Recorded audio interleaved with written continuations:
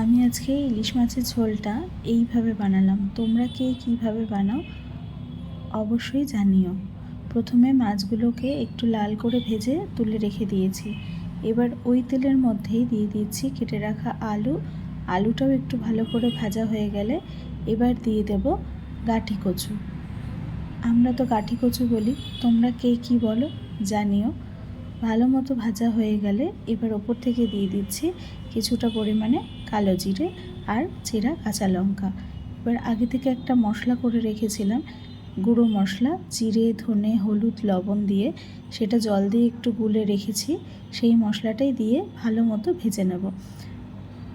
ভালো মতো ভাজা হয়ে গেলে হ্যাঁ, একটু বেগুনও দিয়েছিলাম। বেগুনটা একটু তেলে ভেজে রেখে দিয়েছিলাম, সেটাও দিয়েছি। ভালো মতো মেশানো হয়ে গেলে জল দিয়ে ফুটতে দিয়ে দেবো।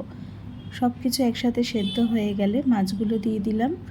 দিয়ে একটু ঢাকনা চাপা দিয়ে রান্না করে নিলেই রেডি হয়ে যাবে ইলিশ মাছের ঝোল।